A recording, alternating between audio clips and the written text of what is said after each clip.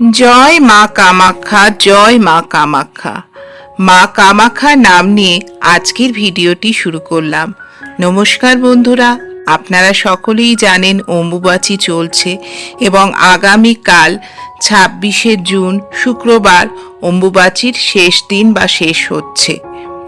চলুন এই ভিডিওতে আমরা জেনে নিই অম্বুবাচী চলাকালীন এবং অম্বুবাচী শেষ দিনে আমরা কি কি খাবার খাবো না বা ভুলেও সেগুলোকে স্পর্শ করব না। চলুন ভিডিওটি শুরু করা যাক। অম্বুবাচী হিন্দু ধর্মের একটি অত্যন্ত জনপ্রিয় বাৎসরিক উৎসব। প্রতি বছর অত্যন্ত সমারোহে সারা ভারতবর্ষে এই উৎসব পালন করা হয়।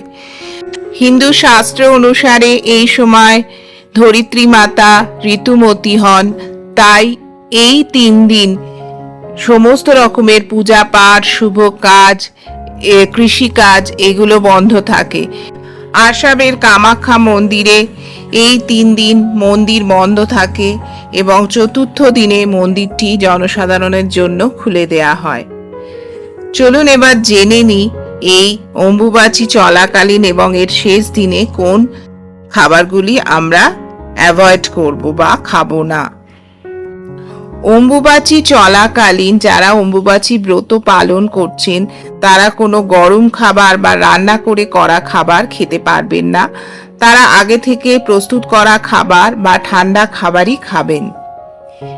দ্বিতীয়ত, মাটি থেকে নিষ্কাশিত যে কোনো সবজি, শাক এই সময় খাওয়া নিষেধ। তৃতীয়ত, এই সময় মুসুর ডাল, পেঁয়াজ, রসুন এগুলো খাওয়াও নিষেধ আছে। এখন প্রশ্ন হচ্ছে তাহলে কি খাওয়া যাবে? এই সময় কাঁঠাল, কলা, আম, আপেল, দুধ, চিড়ে, দই, মুড়ি, খই, মিষ্টি জাতীয় খাবার আপনারা গ্রহণ করতে পারেন।